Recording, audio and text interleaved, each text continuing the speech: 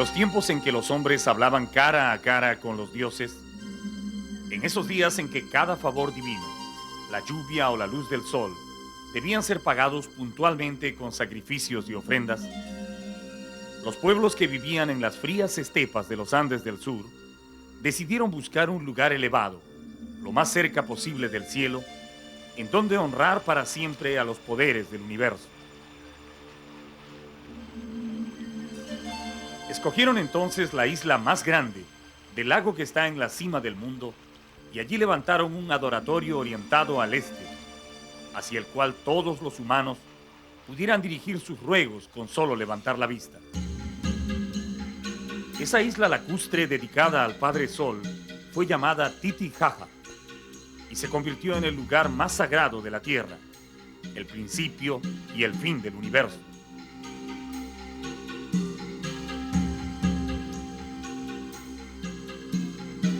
Más tarde, cuando los altivos hombres del otro lado del mundo llegaron al altiplano preguntando por ese santuario, donde sospechaban abundaba el oro, los nativos asustados se limitaban a repetir una y otra vez una sola palabra: Titicaca, Titicaca, refiriéndose al espíritu terrible que custodiaba el templo. Los conquistadores, creyendo que ese vocablo era el nombre del lago que tenían al frente, lo bautizaron así, Titicaca, que significa puma de piedra. Situado a 3.810 metros sobre el nivel del mar y con un espejo de agua que supera los 8.300 kilómetros cuadrados de superficie, el Titicaca es el lago navegable más alto del mundo. Contiene aproximadamente 900.000 metros cúbicos de agua dulce y su profundidad media es de 135 metros, aunque hay lugares donde se han hallado fosas que llegan hasta los 284 metros de hondura. Desde su formación hace unos 3 millones de años, a comienzos del Pleistoceno, el lago ha sido un importante refugio de la vida. Las primeras plantas acuáticas que se instalaron en sus orillas desarrollaron rápidamente hasta convertirse en tupidos herbazales, donde la planta más tenaz fue siempre la totora.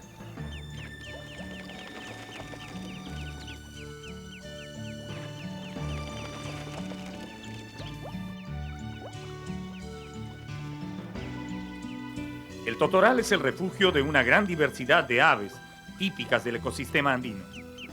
Al pie de los largos tallos viven y anidan muchas especies de patos, gallaretas, parihuanas y zambullidores, todos muy bien adaptados al clima y la comida de la zona.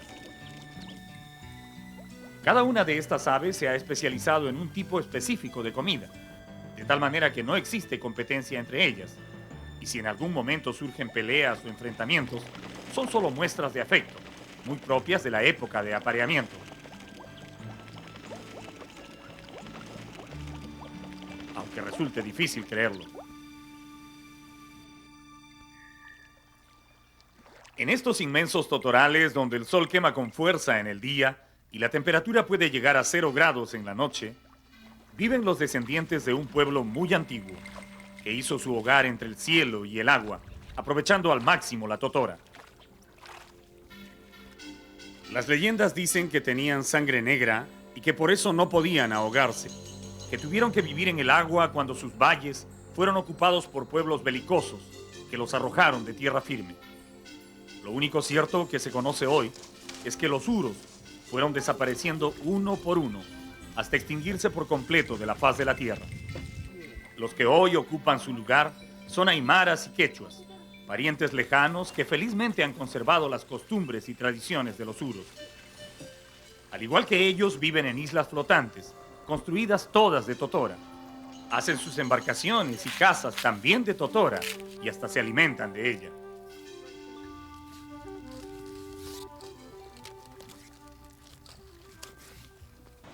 Las riberas del lago están llenas de vida e historia, pero es necesario adentrarse en sus aguas para conocer los antiguos secretos que esconde su geografía. A bordo del BAP Puno, la embarcación militar más antigua del mundo, nos disponemos a recorrer todo el contorno y las islas del Titicaca en una travesía que nos acercará a los pueblos que han desarrollado su vida en estas frías latitudes. Taquile, la isla más hermosa del Titicaca, es el último refugio de los hijos del sol. Una porción de tierra en medio del lago donde aún se vive, se trabaja y se habla quechua, como en los años en que reinaban los poderosos incas. Desembarcar allí es como cruzar un puente para retornar al siglo XVI, a una época donde los mayores delitos eran mentir, robar o ser ocioso.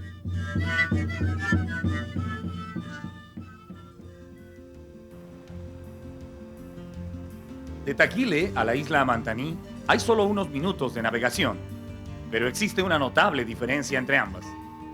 Amantaní parece una isla poblada solo por niños. Ellos nos reciben en el puerto, en las calles, en las plazas, y sus sonrisas serán una constante en cada día que pasamos en la isla. Pero más allá de la alegría de sus hijos, los isleños nos muestran también su trabajo, sus rígidas costumbres y aquellas solemnes tradiciones que han heredado de sus antepasados, los aymaras.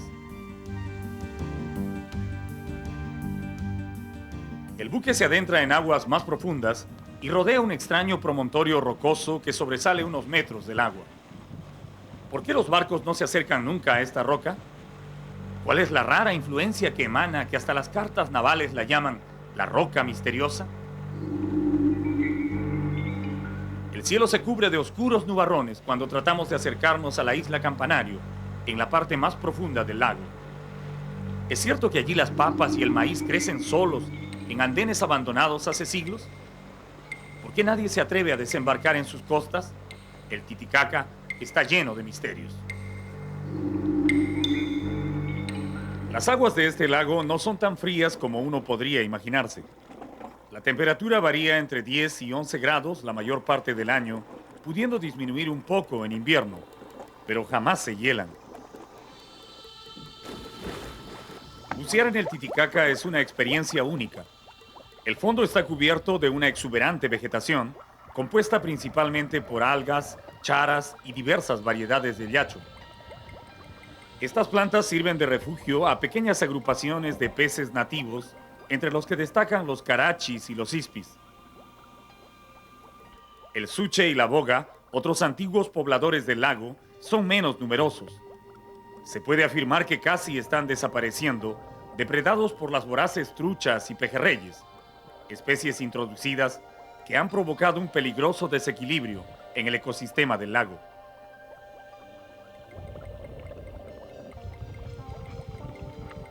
Un poco más cerca a la orilla encontramos una colonia de yalelas devorando los tallos de totora.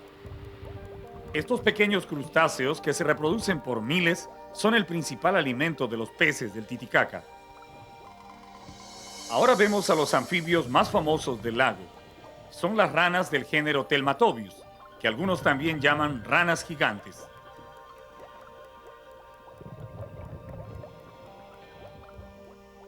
Inconfundibles por sus raros colores moteados que imitan a las rocas del fondo y esa piel arrugada y llena de pliegues que parece un traje de buzo demasiado ancho, las Telmatobius llegan a medir hasta 45 centímetros de largo, con las patas estiradas.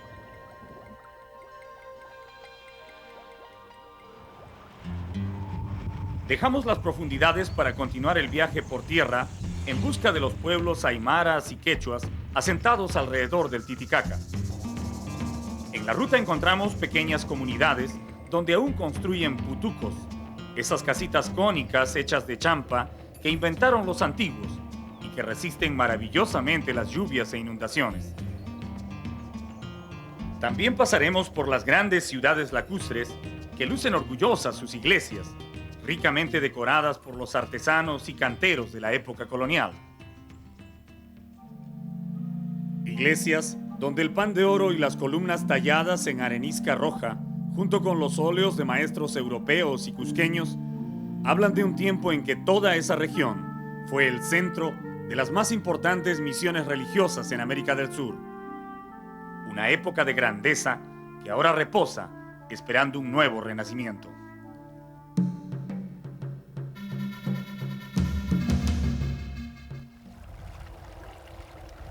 Las praderas andinas, arriba de los 4.000 metros de altura, llenas de flores silvestres en esta época del año, ofrecen abundante forraje a las manadas de vicuñas que justamente en esta temporada caminan con crías pequeñas. La cuenca del Titicaca es la región de mayor concentración de estos camélidos en los Andes del sur. Viajando por estas pampas, nos cruzamos con un veloz corredor que en cuestión de segundos sobrepasa a nuestro vehículo y se refugia en la llanura. Es un suri, el ave más exótica de los Andes. Verlos en su hábitat natural es una verdadera suerte, porque casi están extinguidos en nuestro territorio. Al pasar la frontera internacional y penetrar en territorio boliviano, distinguimos en la pampa los monumentos funerarios que levantaron los primeros pueblos que habitaron las orillas del lago. Así fueron las primeras chulpas. Luego vendrían otras culturas que recubrieron estas construcciones con piedra tallada y las elevaron hasta más allá de 4 metros en una clara demostración de la importancia que tuvo para ellos el culto de los muertos. A menos de 15 kilómetros del lago están los restos de Tiahuanacu, el poderoso estado precolombino que dominó el altiplano muchos siglos antes que los incas. Sus bellos templos semihundidos, monolitos y estelas, así como los ciclópeos muros de sus ciudadelas, hablan por sí solos del nivel que alcanzaron los tiahuanacotas, cuando en Europa muchos pueblos recién salían de las cavernas. Mirando desde lo alto de los cerros que custodian el lago en el lado boliviano, la península de Copacabana se muestra en toda su magnífica belleza. Tal vez este paisaje silencioso y solemne inspiró en su tiempo a los sacerdotes que ascendieron las montañas cercanas y crearon un artificio para capturar al sol entre las rocas, un Intihuatana que aún hoy maravilla a los visitantes. El lago sagrado de los quechuas y aymaras es solo una parte de lo que se conoce como la cuenca cerrada del Titicaca. Más allá del espejo de agua que une al Perú y Bolivia, es necesario seguir el curso del río Desaguadero para llegar a otro lago más pequeño, llamado Popó, que alguna vez fue también un importante cuerpo de agua.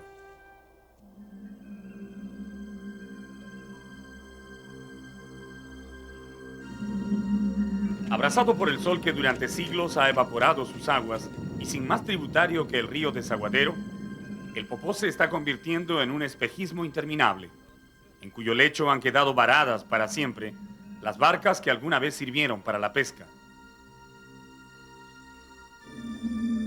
Al continuar nuestro viaje al sur, encontramos otro lago muerto, que nos hace pensar en lo que puede ser el futuro de las grandes fuentes de agua dulce en el planeta. Este es el Salar de Uyuni, un gigantesco lago fósil que millones de años atrás tuvo más agua que el mismo Titicaca. Ahora es solo una inmensa superficie de sal que se extiende en todas direcciones hasta el horizonte.